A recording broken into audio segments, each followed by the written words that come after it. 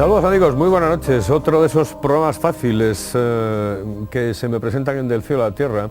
Hoy tenemos a un compañero de los medios de comunicación. Iba a decir un maestro, pero como le va a fastidiar, pues no lo digo. Entonces diré que es una de esas personas en las que uno se fija para poder seguir en este difícil, complicadísimo mundo de los medios de comunicación. Es Faustino Fernández Álvarez, fue la persona que me dio la oportunidad de trabajar en un medio escrito y una de esas personas a las que uno le tiene un cariño absolutamente especial. Faustino, muy buenas noches. Hola Carlos, buenas noches. Naces en Mieres el 27 de febrero de 1950. Sí, casi no hay que decirlo ya, que estoy como las folclóricas. Eso debería ocultar, sí, en el año 50, efectivamente. En el 50.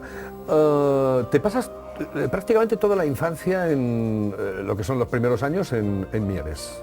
Sí, en Mieres y en Santullano de Mieres, un pueblecito que hoy está integrado totalmente con Mieres, que está a 3 kilómetros. Que ahí vivía mi familia, mis abuelos, mi madre, y allí pasé yo, y allí aprendí a leer y a escribir y a distinguir un jilguero de un gorrión y un amanecer de una noche, ¿no? ¿Y te recuerdas quién realmente empezó a decirte pues la O con la E, eso es? Sí, sí. Y la R con la R. Sí, sí, era una escuela, no había escuelas mixtas en aquella época, había escuela de niños y de niñas, y yo, no sé por qué razones, no sé por qué cuestiones psicológicas, no quería ir a la escuela del maestro, a la de los niños de ninguna manera, y la única forma que tuvieron de hacerme permanecer ahí, que no me escapase, porque tampoco había ni unos patios, ni unos sitios ni unos cercaos donde pudiese controlar a los niños, era llevándome a la escuela de las niñas. Y entonces aprendí con la maestra de las niñas, Aurora Díaz Morilla, que era de Pola de Sier, una señora que falleció hace tiempo y con la que luego tuve un buen contacto, agradeciéndole siempre que me abriese las puertas a la lectura, a la escritura, aunque fuesen los primeros rudimentos. ¿Cómo era Mieres? ¿Cómo era el santullano de aquellos años? Pues era una mezcla de sociedad rural y sociedad minera, ¿no? Era esa economía mixta que se mantuvo durante mucho tiempo en Asturias, pues ahí vivía su esplendor, o su decadencia, o su sacrificio más bien. Era la familia del minero que marchaba por la mañana, la mujer que quedaba, pues no sé, pues con las vacas o cuidando a los abuelos mayores o a los bisabuelos. Una sociedad rural muy tradicional y por otra parte pues con lo que supuso culturalmente y económicamente el esplendor de la minería. Antes de Unosa, cuando la minería privada, que luego en su decadencia vino Unosa a recogerla de algún modo, una vez que el capitalismo asturiano la había explotado, bien explotado, casi como se hizo con la esclavitud en África. De muy jovencito te vas al seminario. Dime, ¿es una vocación, es una obligación, es una necesidad? Casi es una broma, porque estábamos Julio Puente, el actual director de la Nueva España de Gijón, y yo en la Academia Lastra, en Mieres, donde habíamos hecho el ingreso y primero bachiller, y allí establecimos amistad con un par de curas que había en Mieres, que eran así, lo que se llamaban entonces curas progresistas, que eran los que anticiparon un poco lo que fueron los curas obreros, y se nos metió en la cabeza que teníamos que ir a alguna cosa distinta. Queríamos ser pues misioneros en Brasil, lo queríamos. Y entonces así la historia fue rodando de esa manera que yo cuando me di cuenta me encontré en el seminario de Covadonga, siendo un niño de 11 años y supuestamente pues con una vida por delante y con muchas ilusiones. Y después me di cuenta que no era lo mío, pero me di cuenta del mismo modo que rectifiqué a tiempo. También tengo que decir que estoy profundamente agradecido de aquella gente con la que conviví, porque fuera de verdad que quizá se llamó al seminario muchas veces la Universidad de los Pobres, que era donde iba la gente que no tenía medios económicos, que en mi caso seguro que era así también, pero ciertamente que tuve mucha suerte, porque vivir, por ejemplo, en el seminario de Oviedo a 100 metros de una biblioteca que estaba permanentemente abierta, o en un sitio donde las primeras reuniones de comisiones obreras o del antifranquismo, militantes se celebraban allí, viviese un ambiente que era de verdadera libertad. Yo desafío a quien quiera a demostrarle que en el seminario de Oviedo, en los años 60, que era cuando yo lo viví, pues era un verdadero foro democrático de lucha por las libertades y antifranquista. aunque no todos los curas que estaban ahí compartían estas ideas, pero era una minoría suficientemente sólida, no solo para actuar, sino para imbuirnos de ese afán de libertad. ¿Y qué recuerdos tienes del seminario? Pues tengo el recuerdo del que no está en su sitio, el recuerdo casi del desplazado, del que permanentemente se cuestiona, pero ¿qué hago yo aquí, no? Y por otra parte, pues hay esas luchas interiores, psicológicas de la adolescencia, donde lo que ves claro por la mañana lo ves oscuro por la noche o viceversa. Lo peor es ver las cosas oscuras por la mañana y claras por la noche, ¿no? Y bueno, pues fue una historia, sobre todo una historia de amistad. La inmensa mayoría de la gente que eran compañeros míos, pues no son curas ahora, estamos el 95%. Y sigo manteniendo con alguno de ellos alguna relación, aunque no me gustan las nostalgias ni el estar permanentemente como si fuésemos un club de infantil, ¿no? ¿Pero guardas contacto con alguno de los alumnos, de los estudiantes, de los seminaristas de aquello? Sí, por supuesto, con algunos, mira, te hablaba antes de Julio Puente y de algunos más. Y algunos también terminaron en el periodismo. Hay un montón de gente que yo conocí en el seminario y luego coincidimos en medios de comunicación, porque había una afinidad. Al fin y al cabo, pues no sé si era contar historias, y contar la Biblia o contar las páginas de sucesos del día, pero era algo de contadores de historias, en plan de los viejos de la tribu, ¿no? Estuviste en Covadonga y estuviste en Oviedo. ¿En Oviedo? Sí. ¿Cómo era el Oviedo de aquella época que tú vives? Era un Oviedo muy, muy pequeño, era un Oviedo yo estuve en Oviedo vine aquí en el año 63. Lo recuerdo perfectamente, bueno, todavía cuando empecé a trabajar años más tarde en la Nueva España, todavía existía el campo de maniobras, que no estaba edificado detrás de lo que es ahora la delegación del gobierno y la delegación el gobierno militar de antes, ¿no? Era un Oviedo pequeño, levítico, era un Oviedo en lo que a mí correspondió vivir la transición desde el punto de vista de la clerecía de la que estaba rodeado, de la llegada a Oviedo del cardenal Tarancón, ¿no? Que fue una figura revolucionaria absolutamente, ¿no? Fue con enfrentamientos con el poder civil, con los gobernadores del franquismo, y era un Oviedo, pues ya digo, levítico, provinciano, pequeñito, con unos clanes que manejaban la ciudad claramente, pero eso tampoco lo veía, quizá lo vi a posteriori y casi me lo contaron, porque a esa edad, cuando eres un niño, un adolescente, pues no percibes casi nada de eso, lo percibes remotamente, o luego te das cuenta de cuando llegas a una conclusión, dices, hombre, pues esos síntomas yo los había visto y cuadran y concuerdan y concilian muy bien con lo que yo había visto. ¿Y algunos lugares que te queden de Oviedo en la retina de aquellos años? Sí, bueno, me queda lo que luego fue el Oviedo antiguo, me quedan bares como el Bar Cecchini, en la calle Oscura, donde nos escapábamos, por allí, me quedan los merenderos del Cristo, o me quedan lugares de esparcimiento y de diversión, porque yo era bastante atípico y siempre andaba un poco a contracorriente, ¿no? Y quizá me encontrase mejor en un merendero que en la catedral, en las mañanas de los domingos, o en las tardes de los domingos.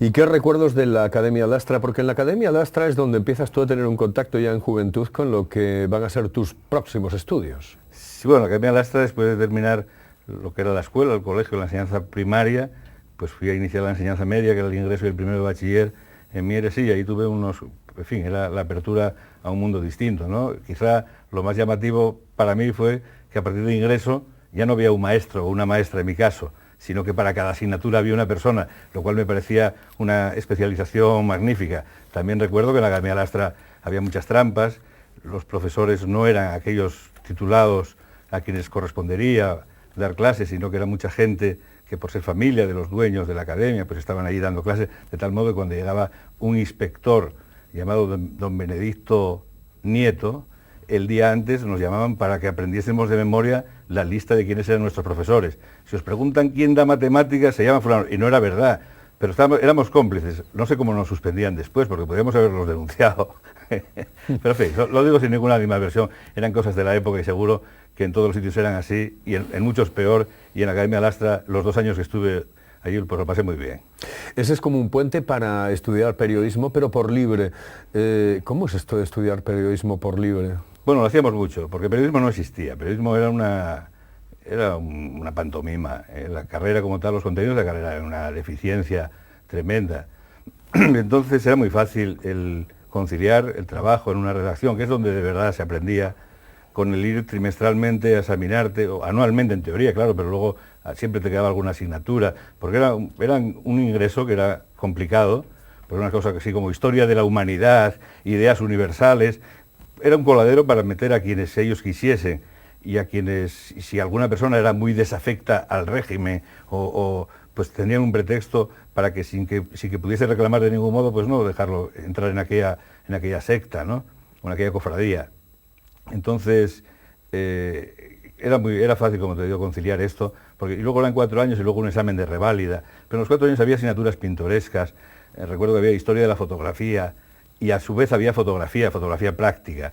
Yo me presenté, había que llevar un trabajo hecho, y recuerdo que José Vélez, que era el maestro de la fotografía del periodismo gráfico de Asturias, me hizo el reportaje, que era un reportaje sobre aquel boxeador Gitano Jiménez, que vivía ahí en los albergues de San Lázaro, y además lo hicimos pues que fuese muy poco complicado, a la luz del día, sin ninguna... para que no me tuviese que preguntar con qué velocidad, con qué obturador, con qué no sé qué, no, si lo hicimos un reportaje, y tengo un sobresaliente en eso, ¿no?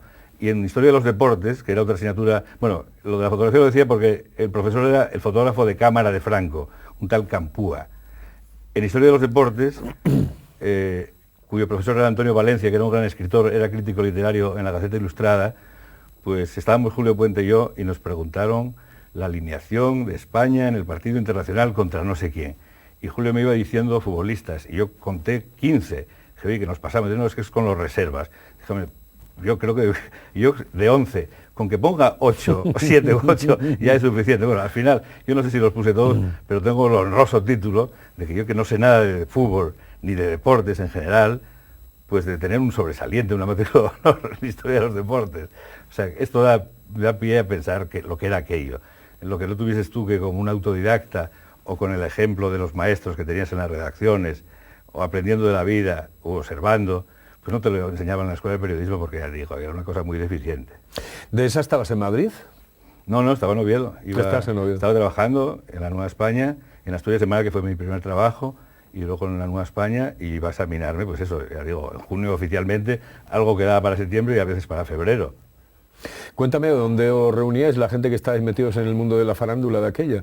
Es decir, ¿qué bares frecuentabais? Me hablabas del Fechini, etcétera, del Oviedo antiguo, bueno, pero ya cuando anterior. Ya tienes... Sí. Exactamente, ya tienes una edad... Sí. Yo tuve la virtud, o el defecto, yo creo que es la virtud, estoy muy agradecido a ello, de tener en aquella época amigos bastante mayores que yo, casi todos ellos. Y estoy hablando, por ejemplo, de Luis Alberto Cepeda, de Juan Ramón Pérez de las Clotas, que habían sido directores de la Nueva España ambos, y de Ladis Azcona, el padre de Lalo Azcona, y éramos una peña pues en el Peque Bar en el Copín, donde la iglesia de San Juan, teníamos ahí uno de nuestros reductos, y en muchos más sitios, recorríamos Oviedo entero, éramos en ese sentido unos peripatéticos increíbles, y yo era como el pequeño de la tribu, ¿no? El pequeño de aquella tribu.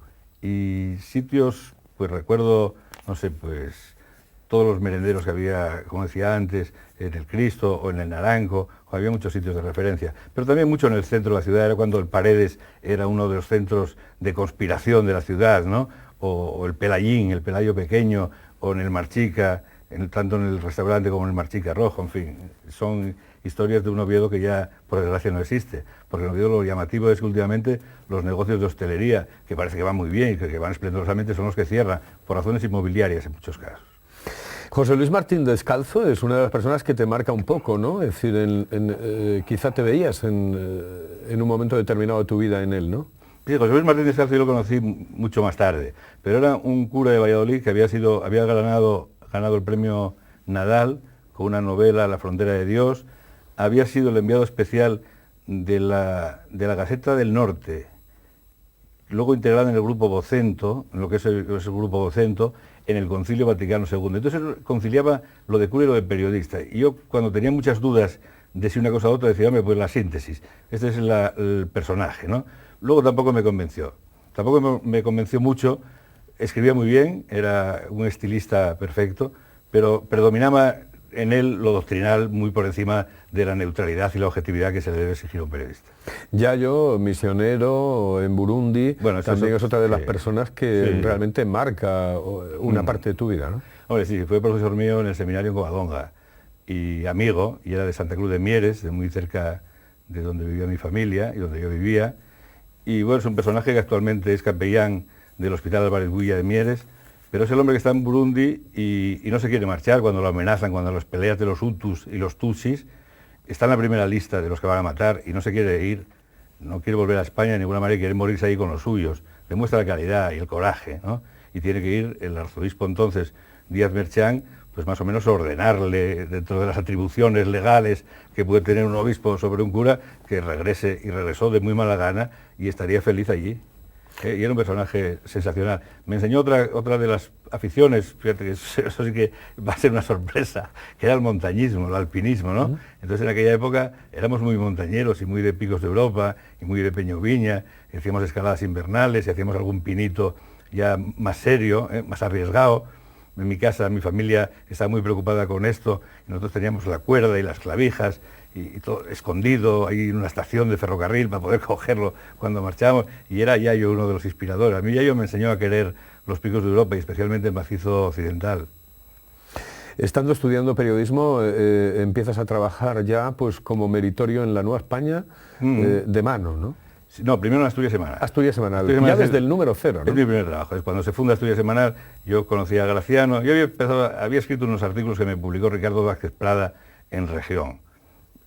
Pues por ejemplo, recuerdo uno, que es una anécdota, es cuando Maciel, que se cumple ahora no sé qué aniversario, el 40 aniversario, cuando Maciel gana Eurovisión con el La La La, y cuando a don Ramón Menéndez Pidal, entonces director de la Academia Española, de la Real Academia de la Lengua, le niegan una subvención para su historia de España, una obra fantástica y monumental. Entonces yo publiqué en Región, yo tenía 17 años, una cosa así, 18, un artículo que se llamaba El La La La de don Ramón, que era, bueno, pues el esquema era un topicazo, pero en el fondo, bueno, pues era un pequeño grito de un chaval rebelde, diciendo que, hombre, que aquí estamos premiando y celebrando que España ganó Eurovisión, y sin embargo a este anciano sabio se le ningunea, y se le infravalora y se le desprecia y no se le deja llevar a cabo su labor. Eso lo publiqué en Región y le llamó mucho la atención a Graciano, que era un buen lector y siempre que veía alguna cosa de una persona nueva, pues preguntaba quién era, se interesó un poco por saber, coño, ¿y este chaval quién es? Y tal. Y luego yo fui a pasar un verano a casa de unos tíos míos, de un hermano de mi padre, de mi madre, que ya falleció, a Madrid, y ahí no se me ocurrió otra cosa que ir a entrevistar a una serie de personajes con un magnetofón que había comprado, y me presenté en casa de Vicenta de Leisandre, antes del premio Nobel, pues con 17 años a hacer una entrevista, el personaje fue entrañable, y en casa de Antonio Buero Vallejo, en la entonces calle Hermanos Miralles, y en casa en el despacho de quién más fue, pues de este arquitecto, de Miguel Fisac, y de más gente. Recuerdo que traje una serie de entrevistas a Asturias, y en la Nueva España se interesaron por ellas y las publicaron, les llamó mucho la atención. Y en otro de esos viajes fui a Madrid y me había enterado del regreso de Alfonso Camín, el poeta que volvía del exilio y vino a vivir a Madrid. Y yo le hice una entrevista y la publiqué en el periódico Región. En la entrevista, una vez que había comprobado la situación económica tremenda por la que atravesaba aquel hombre que venía casi como un mendigo, pues conté esa historia, pero conté esa historia con la intención de suscitar un movimiento ciudadano, un movimiento de la cultura asturiana en favor de él, que produjo el efecto contrario. A la señora, doña Rosario Armesto, le pareció fatal, que yo me había inventado una miseria que no existía. Luego, desgraciadamente, pues murió en la pobreza, en Procello, años después, y mantuve con él luego una buena relación, pero eso de intentar denunciar una historia molestaba tanto al protagonista y víctima de ella, como a la sociedad y al establishment oficial, que se sentía molesto.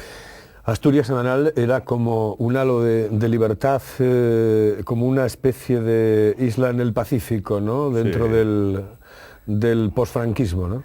Era ciertamente... No, fue el franquismo puro y duro. ¿No? Exactamente, porque empezó en el 69, ¿no? Empezó en el 68, final del 68, y muere cuando muere Franco. O sea, cuando se terminó, cuando se logró, en principio, aquello por lo que se luchó, que era la España democrática, pues entonces la revista desaparece, se extingue. Y eso pasó en más revistas.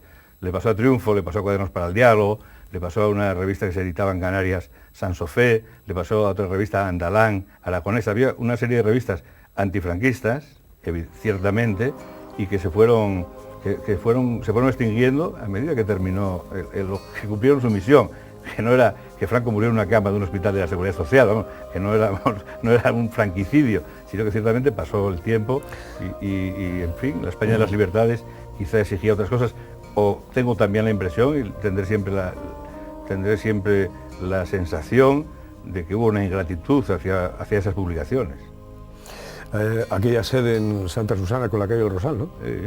Santa Susana 4 y 6, y yo vivía en una pensión justo enfrente, o sea que el que vive en la pensión cerca de su lugar de trabajo es el que lleva todas las de perder, porque además si tienes las llaves del sitio eres el chico para todo, en todos los momentos, ¿no?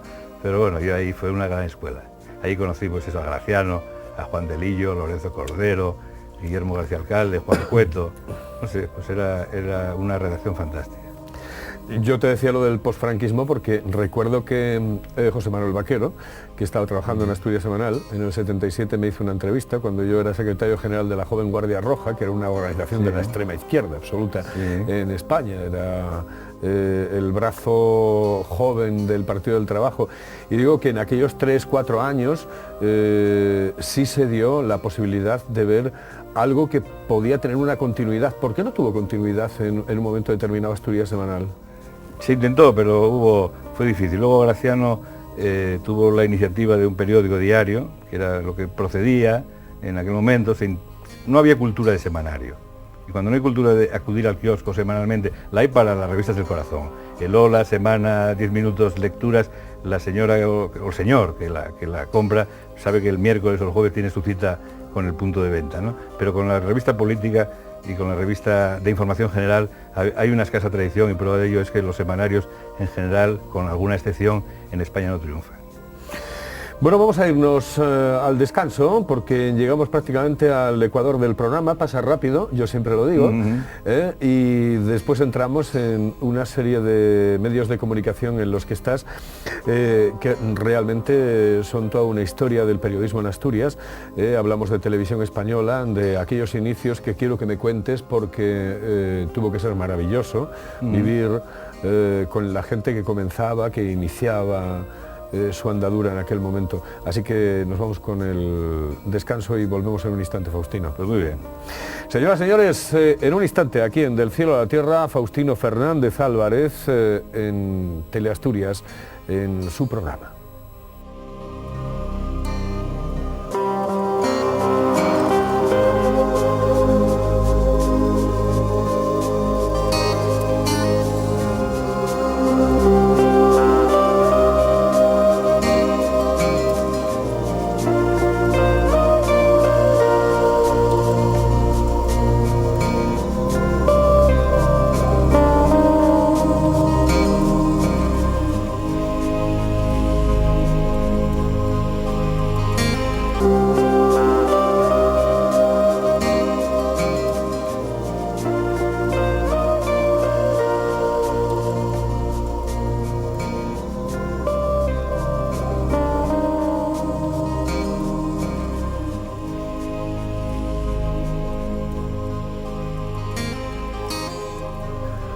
Seguimos adelante en Del Cielo a la Tierra con Faustino Fernández Álvarez. Faustino, llega un momento en el que, bueno, aparte de lo que es el periodismo escrito, te metes en televisión e inicias una aventura absoluta en lo que es Televisión Española en Asturias. Sí, eso fue en septiembre del 74, cuando se iniciaron las emisiones ya regulares de la información del panorama regional actual. Hasta entonces había una corresponsalía de los telediarios que estaba en manos de Montes Padre, de unos cámaras, y había un pequeño equipo, pero que era únicamente para dar servicio a los telediarios, a los informativos nacionales en casos de grandes acontecimientos. Pero entonces ya se planifica una programación diaria. Comienza siendo un programa de un cuarto de hora que se emite de 2 a 2 y cuarto desde los estudios de la calle Melquiades Álvarez, y el guión del primer programa se escribe en mi casa la noche anterior. Luego se le hacen obviamente las correcciones que exigía la actualidad, pero el esquema y la estructura se hace en mi casa, en una máquina de escribir que conservo, y allí estaban María Teresa Álvarez, que fue la primera presentadora, actual condesa de la Torres, estaba Miguel Rama, estaba Samuel Ortega, que era el realizador, y en mi casa se hizo el primer guión del programa, que creo que se emitió como el 14 de septiembre de ese año 74. ¿Qué recuerdos tienes de esos años en televisión española? Bueno, pues tengo los recuerdos de la colisión entre el entusiasmo y los medios, y que cuando logras que esa colisión se convierta en algo creativo y que se lleven bien las deficiencias y los entusiasmos, pues entonces es menos colisión, ¿eh? Y entonces con escasísimos medios, pues teníamos que, y con escasísima comprensión también por parte de los altos directivos de Televisión Española de Madrid, que ignoraban, España era Madrid en aquella época, y entonces te llamaban de un telediario y acércate un momento a Navarra, que hubo un accidente en la mina de potasas de no sé qué. Oiga, por favor, que tardáis menos desde Madrid, que esto del norte no es una línea continua y no es el desierto del Sáhara, ni estamos, esto es un poco orográficamente más complicado, ¿no? Ahí tenías la percepción de que estábamos como si estuviésemos enviados especiales en un país totalmente de las antípodas, ¿no? Y entonces eso mismo, si sucedía en el plano geográfico, pues en el plano de los medios técnicos, pues era un desprecio total. Era muy complicado el lograr, pues no sé, una cámara, una mínima infraestructura. Había que pelearlo mucho porque era no se atisbaba la España de las autonomías con ninguna claridad. Lo que se hizo fue un tributo, pues si Cataluña tenía un centro de producción de televisión y Canarias tenía otro, pues desde Asturias alguien dijo, pues oye, aquí también. Entonces el aquí también era como una especie de parche, de consuelo y de trampa, a fin de cuentas. ¿Llegas a ser director del centro regional? Sí, soy redactor primero, jefe de informativos después de un tiempo, y luego soy director desde el año 81, me parece que fue. Ese año es un año importante en la historia de España porque nada más y nada menos que se intenta dar un golpe de Estado. Y sí, tú eres la persona, además, que lees el manifiesto en aquella manifestación que hubo por la libertad, por la democracia, concretamente en el Principado de Asturias, en Oviedo. Sí. Pero, ¿cómo te coge y de qué manera te coge aquel 23 de febrero? Sí, pues mira, yo trabajaba entonces en la Nueva España y trabajaba en Televisión Española de redactor, era un pluriempleado. La tarde del 23F pues nos sorprende a todos porque había la confusión total en aquel momento, siempre había algún sabio que decía, esto es una cosa que no tiene ninguna importancia, entonces decían, esto está implicado la corona, está armada, era la confusión total. Luego fíjate la historia, que quien salva el golpe es el pueblo español en primer lugar, el rey que colaboró y Sabino Fernández Campo, un asturiano que fue el que diseñó el contragolpe, ¿no? Con el ni está ni se le espera famoso. Yo estaba en la Nueva España y la verdad es que fue una cosa, una auténtica conmoción. Yo aquella noche del 23F bajé a televisión a ver lo que pasaba en mi casa, y yo tenía las llaves del centro y entré por si, y claro, cuando me encuentro unos policías armadas a la puerta que apenas me dejan entrar, uno me reconoció, pero me reconoció porque había hecho la mili con un hermano mío, entonces me dejó pasar, y encontré alguna gente en una emisora cercana que estaban en una reunión que no me gustó mucho, había personas que estaban muy pendientes del devenir del golpe, y de a quién apuntarse en caso de que triunfase, y aquello era bastante descorazonador y bastante inquietante. Recuerdo que luego por la noche estuvimos pues esperando hasta que el rey no se dirigió a los españoles, estuvimos en un pub en la calle Marqués de Pidal, con unos amigos míos, con José Luis Suárez Pimpe, un psiquiatra muy amigo mío, con Juan Benito Argüelles, el fundador de Tribuna Ciudadana, y con otra gente, y bueno, viviendo aquella noche con gran inquietud. Y después lo que dice, lo del manifiesto, pues fue para mí uno de los momentos dentro de aquello tan dramático, tan tenso, pero que terminó también, pues al final el tener una cierta presencia, aunque fuese por delegación, evidentemente, porque yo el manifiesto, yo me limité a leerlo, era un manifiesto consensuado por las fuerzas políticas democráticas en aquel momento en la Junta General del Principado, que era la UCD, Alianza Popular entonces, e Izquierda Unida. Es decir, que poniéndole nombres propios, pues era Emilio García Pumarino, era Jesús Sanjurjo por parte del PSOE, y era Gerardo Iglesias por parte de Izquierda Unida, que pienso que fue quien promovió el que yo fuese quien lo leyese. Bueno, pues para mí fue una alegría, porque una satisfacción y un honor, y merecido, y un orgullo, claro. Como lo fue también años más tarde, pues leer el manifiesto cuando salieron los mineros encerrados en el Pozo Nicolasa, que también lo acordaron Comisiones Obreras y UGT. Bueno, pues son estas pequeñas vanidades que a uno le quedan, de las que estará siempre agradecido por otra parte, porque son inmerecidas los honores, pero que es bueno la referencia de que intentaste jugar limpio en tu oficio ser neutral, lo cual no significa el callarse ante las injusticias, sino ser por lo menos equilibrado en dar la oportunidad que merecen todas las opiniones. Y qué bonito sería, porque ya me lo comentaste, el reunir a todos los que leyeron el manifiesto aquel día, ¿no? Sí, eso es una idea, porque en Madrid, por ejemplo, lo leyó Rosa María Mateo, y hay mucha gente que aparece en los medios de comunicación y cuenta esta misma anécdota que yo cuento, que al fin y al cabo esto termina el baúl de los recuerdos, pero lo cuento con mucho orgullo, con mucha satisfacción, ¿no? Yo leí en Huelva, me correspondió esto y no sé qué, y yo estaba pensando en hacer una reunión de todos ellos, intentar pues hacer un club de los 51 provincias de los que leímos el manifiesto, ¿no? Y espero ponerlo en marcha y a ver si encuentro algún colega y montamos, porque esto es una infraestructura, algunos ya no estarán en este mundo seguramente, y desgraciadamente, pero en fin, los que quedemos o los descendientes de los otros, pues que hagamos el club de los del manifiesto del 27F. Del 84 al 86 estás en La Voz en una primera etapa y estás en una segunda cuando comienza el año 1989 aproximadamente. Sí. La voz te marca absolutamente porque posiblemente en Asturias la gente te recuerda por ser el director de La Voz de Asturias. Sí, yo a La Voz fui por una casualidad. A La Voz de Asturias se jubilaba José Díaz Jácome, que era el director del periódico, llevaba además José Díaz, que fue un periodista ejemplar, un personaje admirable, entrañable, y llevaba un montón de años, 20 y pico años de director del periódico. Entonces me ofrecen la posibilidad de irme a La Voz de Asturias. La verdad es que yo siempre eso que se comenta tantas veces y que tú tienes la inteligencia de no preguntar de qué prefieres, la radio, la prensa o la televisión, a mí realmente me gustaba todo lo que fuese comunicación, y tenía un poco de mono del periodismo escrito. Y la oportunidad de dirigir un periódico pues en Asturias, en aquellos tiempos, pues eran directores que duraban muchos años, como fue el caso de Carantoña, en Gijón, eran cosas, bueno, yo de hecho también estuve en La Voz de Asturias en total, en 2 épocas, 13 años, entonces eran ciclos largos, ¿no? Y cuando planteé en televisión el marcharme, José María Calviño, que era director general de televisión, me ofreció irme a Madrid de director de Relaciones Internacionales de Radio y Televisión Española.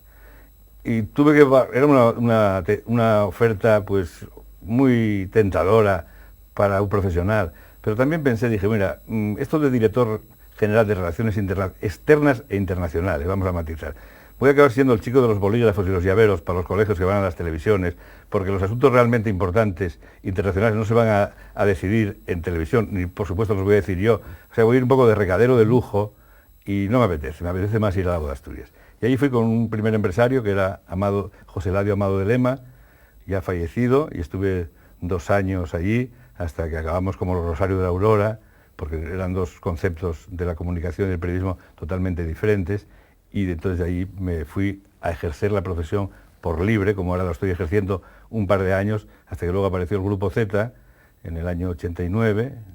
No, hubo un director o 2 antes que yo, estuvo, si no recuerdo mal, uno antes, Luis José Ávila, que estuvo 1 año, una cosa así, y luego yo fui ahí, ya me consolidé durante, pues desde el 89 hasta el 2001, hasta hace 7 años. Y fue una etapa muy interesante.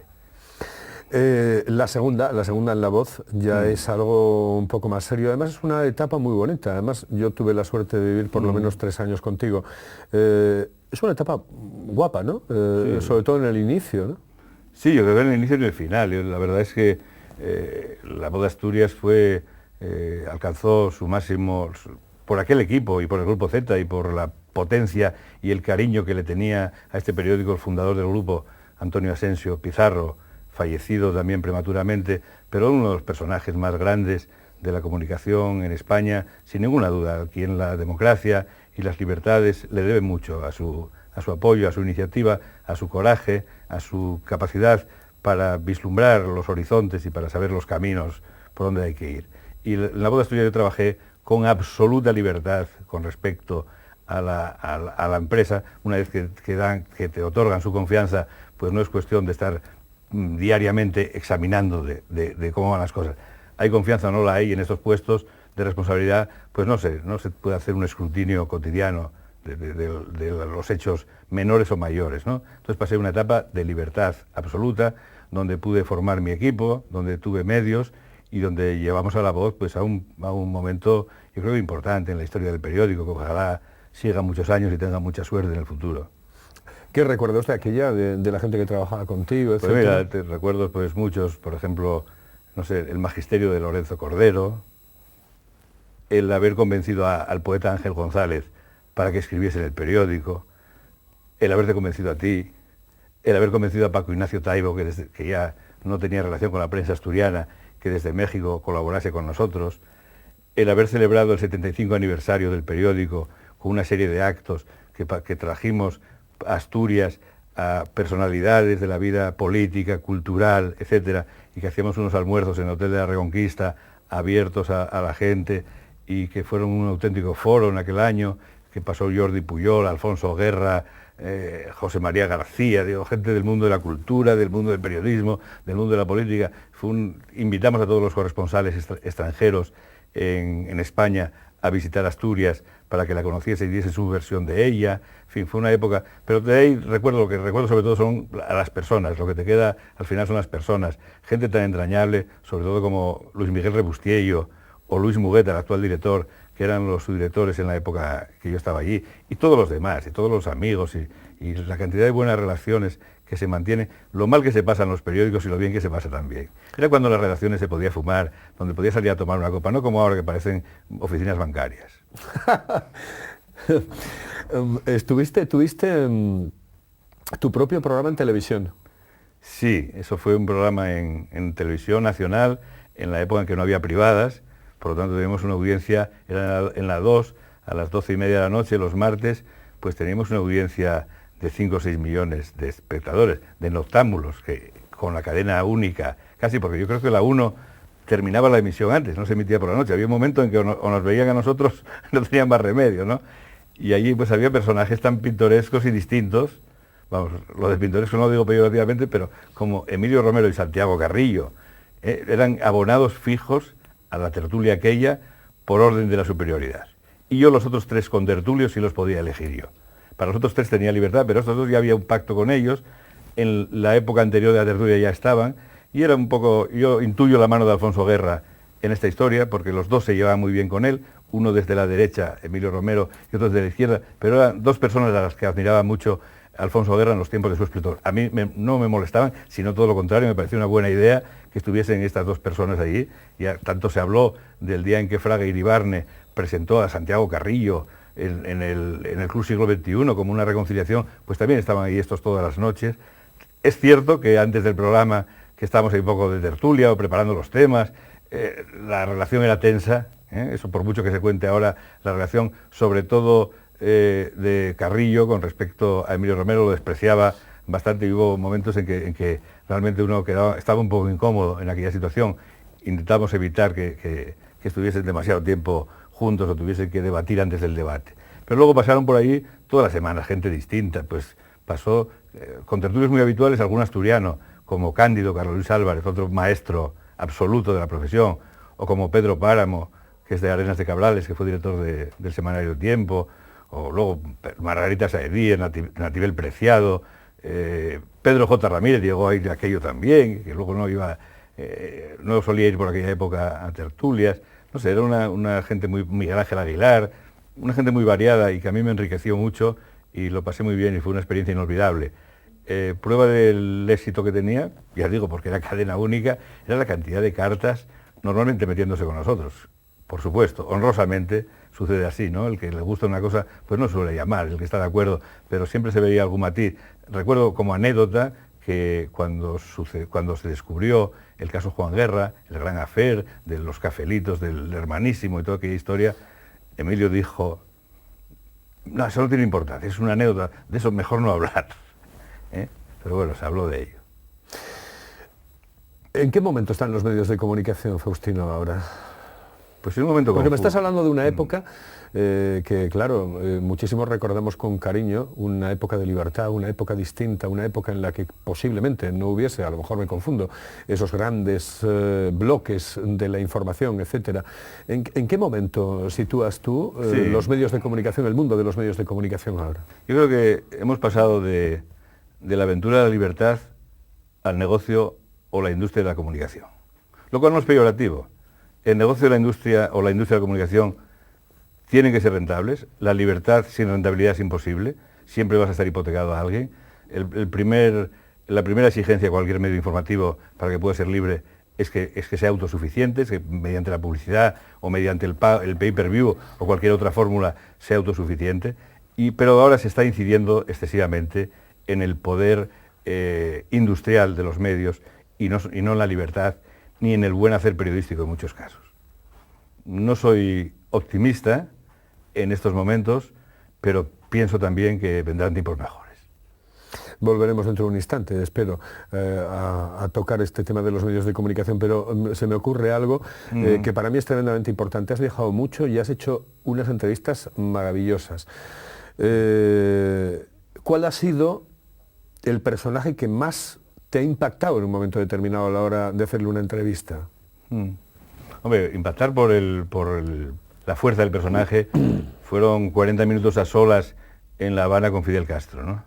Yo es que iba a hacer referencia precisamente a esa entrevista. Digo, vamos, eso es lo más impactante. Pero quizá conocía mucha gente mucho más interesante que Fidel Castro, que eran gente casi anónima.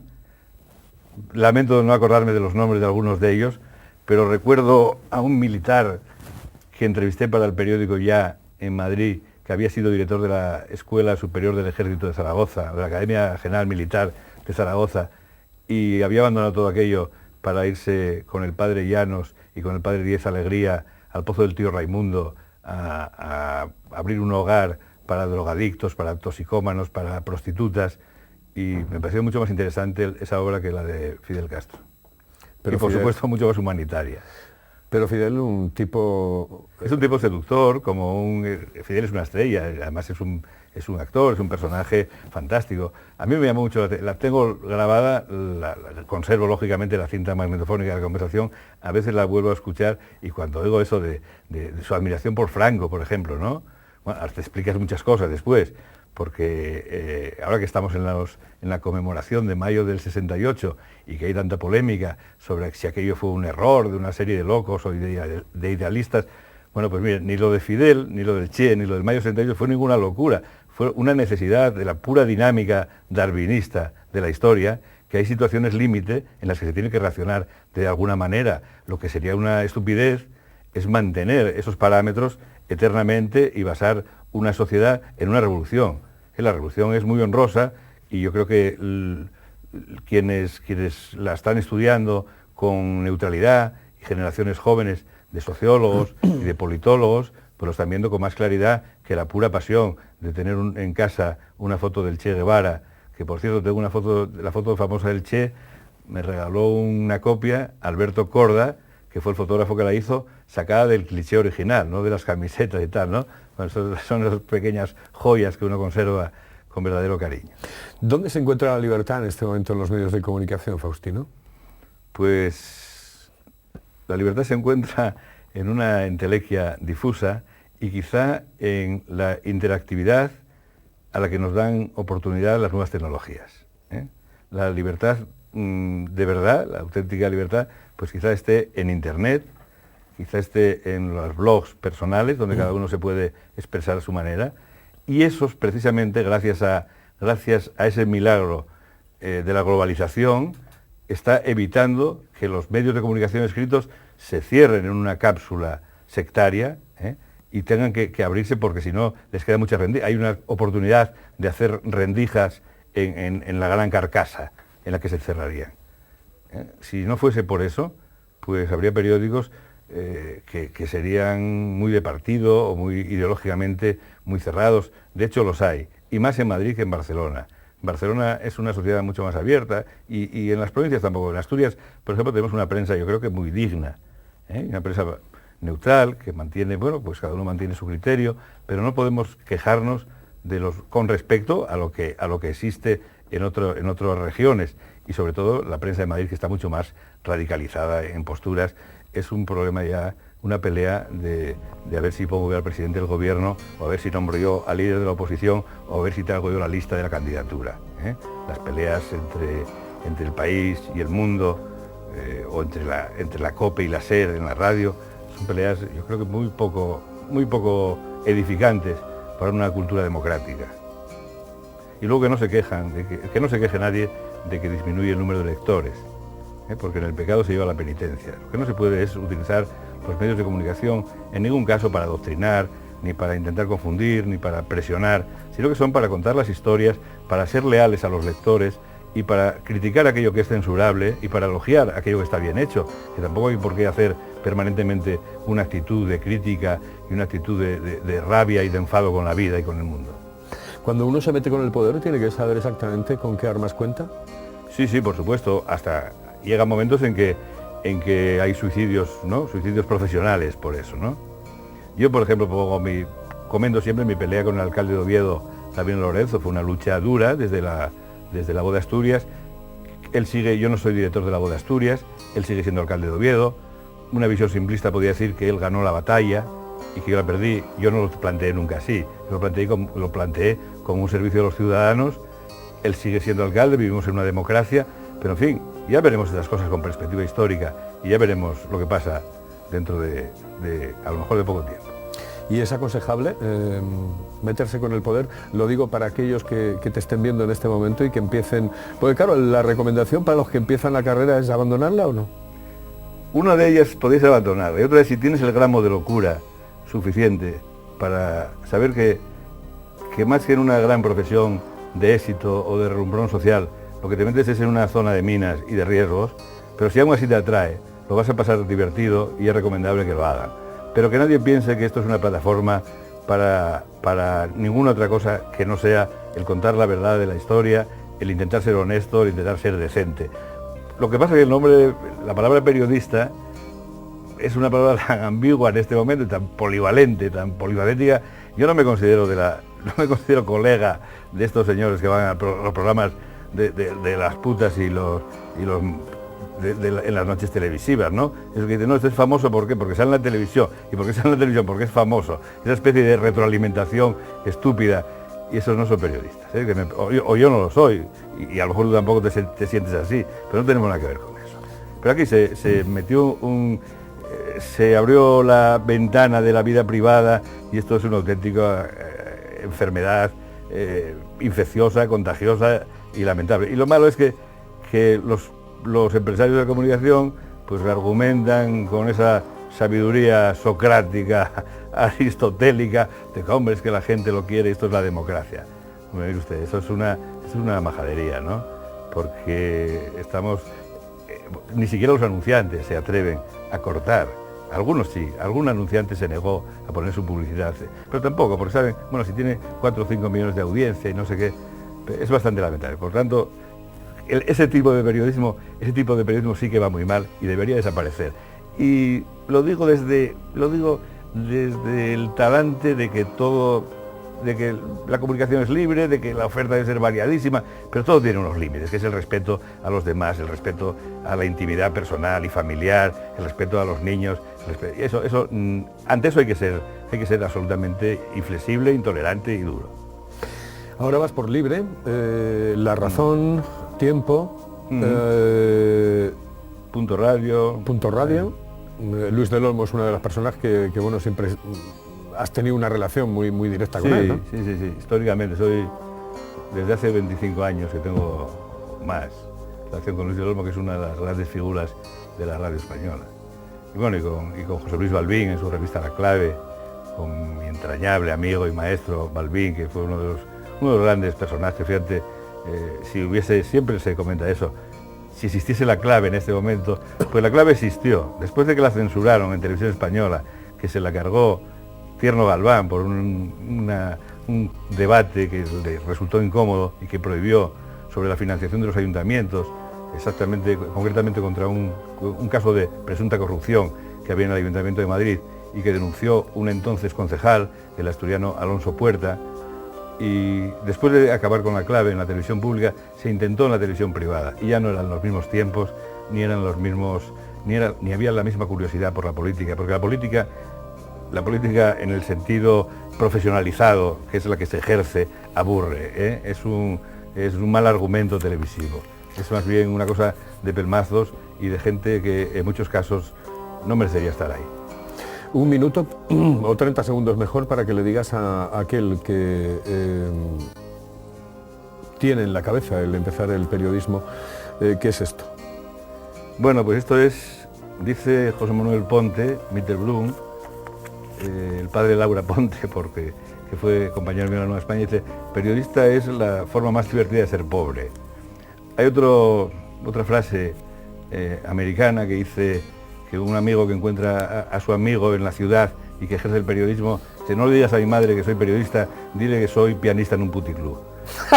Pues bueno, que piense un poco todo esto y si tiene ilusión y ganas, que se anime. Faustino, muchísimas gracias. Gracias a ti, Carlos. Muy buenas noches. Buenas noches. Nosotros hemos tenido hoy en Del Cielo a la Tierra a Faustino Fernández Álvarez, ya no digo lo de maestro, pero un gran compañero y un hombre en el que uno se mira para seguir, desgraciadamente, en esta profesión. Muy buenas noches. Buenas noches, muchas gracias, Carlos.